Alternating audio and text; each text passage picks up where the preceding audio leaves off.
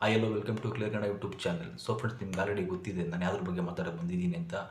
ಅದೇ ನಿಮ್ಮೆಲ್ಲರ ಡ್ರೋನ್ ಪ್ರತಾಪ್ ಅವ್ರ ಬಗ್ಗೆನೇ. ರಾಜು ಅನ್ನೋ ಬಡ ಡೆಲಿವರಿ ಬಾಯ್ ಹುಡುಗನಿಗೆ ಬೈಕ್ನ ಗಿಫ್ಟ್ ಆಗಿ ಕೊಟ್ಟಿದ್ದಾರೆ. ಏನಕ್ಕೆ ಅದೇ ಹುಡುಗನಿಗೆ ಗಿಫ್ಟ್ ಆಗಿ ಕೊಟ್ಟರು ಅನ್ನೋದು ಚಿಕ್ಕದಾಗಿ ಹೇಳ್ಬಿಡ್ತೀನಿ. ರಾಜು ಹುಡುಗನಿಗೆ ಫ್ರೆಂಡ್ ಮೋಸ ಮಾಡ್ದ. ಒಂದು ಗಾಡಿ ಕೊಟ್ಟಿದ್ದ, ಆದಮೇಲೆ EMI ಇತ್ತು. ರಾಜು ಕೂಡ ಗೊತ್ತಿತ್ತು. ಫ್ರೆಂಡು ನಂಬಿಕೆಯಿಂದ EMI ಕಟ್ತಾನೆ ಅನ್ನೋ ಕಾರಣಕ್ಕೆ ದುಡ್ಡು ಕೊಡ್ತಿದ್ದ. ಬಟ್ ಅವನು EMI ಕಟ್ಟಲಿಲ್ಲ. ಆ ಗಾಡಿ ಸೀಸಾಗಿ ಬ್ಯಾಂಕವ್ರು ತೊಗೊಂಡೋದ್ರು. ಸೊ ಗೊತ್ತಿರೋ ವಿಷಯನೇ ಅದು. ಅದನ್ನು ಪ್ರತಾಪ್ ಟೀಮ್ ಅವರು ಈ ಹುಡುಗನ ಬಗ್ಗೆ ತಿಳ್ಕೊಂಡು, ಮನೆ ಪರಿಸ್ಥಿತಿನ ತಿಳ್ಕೊಂಡು, ಎಲ್ಲ ಕಡೆಯಿಂದಾನು ತಿಳ್ಕೊಂಡು ಯೋಚನೆ ಮಾಡಿ ಅದೇ ಹುಡುಗನಿಗೆ ಈ ಬೈಕ್ ಹೋದರೆ ಅವನು ಮುಂದಿನ ಜೀವನ ಚೆನ್ನಾಗಿರುತ್ತೆ ಅನ್ನೋ ಉದ್ದೇಶ ಇಟ್ಕೊಂಡು ಆ ಬೈಕ್ನ ಅದು ಹುಡುಗನ ಕೊಟ್ಟಿದ್ದಾನೆ. ತುಂಬ ಒಳ್ಳೆ ವಿಷಯ ಇದು. ಇಂಥ ಹುಡುಗರಿಗೆ ಬೈಕ್ ಕೊಟ್ಟರೆ ಮುಂದೊಂದು ದಿನ ಚೆನ್ನಾಗೇ ಬೆಳೀತಾನೆ ಅನ್ನೋ ಕಾರಣಕ್ಕೆ. ಸೊ ಆ ಹುಡುಗನಿಗೆ ಮುಂದಿನ ಜೀವನಗಳು ಚೆನ್ನಾಗಿರಲಿ. ಸೊ ಇನ್ನೊಂದೇನಪ್ಪ ವಿಷಯ ಅಂತಂದರೆ, ಪ್ರತಾಪ್ ಅವ್ರ ಬಗ್ಗೆ ಒಂದು 2-3 ಯೂಟ್ಯೂಬ್ ಚಾನಲ್ಗಳು ನೆಗೆಟಿವ್ ಆಗಿ ಮಾತಾಡ್ತಾಯಿದ್ರು.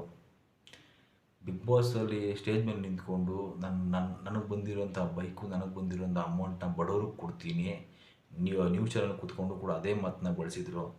ಸೊ ಅದನ್ನು ನೀನು ಬಿಟ್ಟಿಯಾಗಿ ಪಬ್ಲಿಸಿಟಿ ತೊಗೊಬೇಡ, ಫಸ್ಟು ನೀನು ಕೊಡು, ಆಮೇಲೆ ಮಾತಾಡು ಅಂತ ನೆಗೆಟಿವ್ ಆಗಿ ಹೇಳಿದರು. ಇದು ಅಂಥವ್ರಿಗೆ ಈಗ ಪ್ರತಾಪ್ ಅವರು ಕೊಟ್ಟಂಥ ಗಿಫ್ಟು ಈಗ ಅವ್ರಿಗೆ ಏನೋ ತೊಗೊಂಡು ಹೊಡೆದಂಗಿರುತ್ತೆ. ಈಗ ಅರ್ಥ ಆಗಿರುತ್ತೆ ಪ್ರತಾಪ್ ಅವ್ರು ಆ ಥರ ಅಲ್ಲ, ಮೊದಲಿನ ಥರ ಅಲ್ಲ. ಈಗ ಅವ್ರು ಕಂಪ್ಲೀಟಾಗಿ ಚೇಂಜ್ ಆಗಿದ್ದಾರೆ.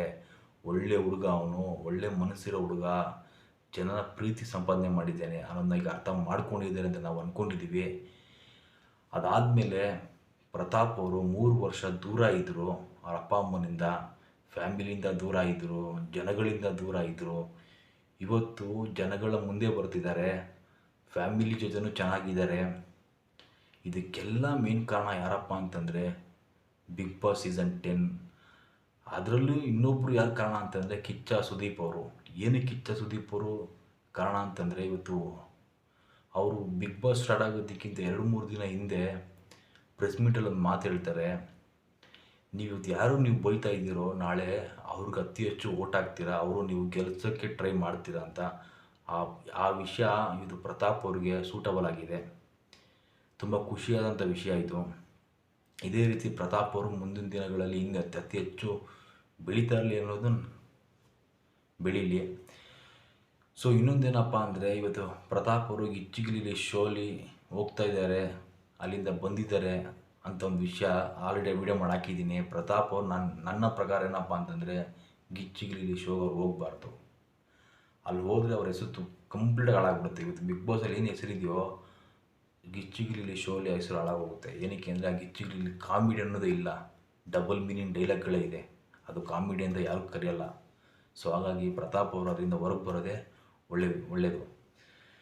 ಸೊ ಇನ್ನೊಂದೇನಪ್ಪ ಅಂತಂದರೆ, ನನಗೆ ಚಿಕ್ಕ ಯೂಟ್ಯೂಬರ್ ನನಗೆ ಸಬ್ಸ್ಕ್ರೈಬರ್ಸ್ ಇರಲಿಲ್ಲ. ಪ್ರತಾಪ್ ಅವ್ರ ಬಗ್ಗೆ ಪಾಸಿಟಿವ್ ಆಗಿ ಮಾತಾಡಿದಾಗ ಅದನ್ನು ವೀಡಿಯೋಸ್ ನೋಡಿ ನನ್ನ ಯೂಟ್ಯೂಬಲ್ಲಿ ನೀವು ಸಬ್ಸ್ಕ್ರೈಬರ್ ಆಗ್ತಿದ್ರಲ್ಲ, ನನಗೆ ತುಂಬ ಖುಷಿ ಆಗ್ತಿದೆ. ಇದೇ ರೀತಿ ನನಗೆ ಸಪೋರ್ಟ್ ಮಾಡ್ತಾಯಿರಿ, ನನ್ನನ್ನು ಬೆಳೆಸ್ತಾಯಿರಿ. ಪ್ರತಾಪ್ ಅವ್ರ ಜೊತೆ ನಿಂತ್ಕೊಂಡು ಒಂದು ವೀಡಿಯೋ ಮಾಡಿ ನನ್ನ ಯೂಟ್ಯೂಬಲ್ಲಿ ಹಾಕ್ತೀನಿ. ಸೊ ಅದಕ್ಕಾಗಿ ನನಗೆ ಯಾರು ಸಬ್ಸ್ಕ್ರೈಬ್ ಆಗಿದ್ದೀರೋ ಅವ್ರಿಗೆಲ್ಲ ಥ್ಯಾಂಕ್ಸ್, ಹೃದಯಪೂರ್ವಕವಾಗಿ ಥ್ಯಾಂಕ್ಸ್ ಹೇಳ್ತಾ ಇದ್ದೀನಿ. ಇದೇ ರೀತಿ ಸಪೋರ್ಟ್ ಮಾಡ್ತಾಯಿರಿ. ಸೊ ಫ್ರೆಂಡ್ಸ್, ಇದ್ರ ಬಗ್ಗೆ ನಿಮ್ಗೇನು ಅನ್ನಿಸ್ತು? ಕೆಲವೊಬ್ಬರು ಕ್ಲಾರಿಟಿ ಸಿಕ್ಕಿದೆ ಪ್ರತಾಪ್ ಅವ್ರ ಕಡೆಯಿಂದ. ಸೊ ಇದ್ರ ಬಗ್ಗೆ ನಿಮ್ಗೇನು ಕಮೆಂಟ್ ಮಾಡಿ, ಲೈಕ್ ಮಾಡಿ, ಶೇರ್ ಮಾಡಿ, ಸಬ್ಸ್ಕ್ರೈಬ್ ಮಾಡಿ. Thank you friends.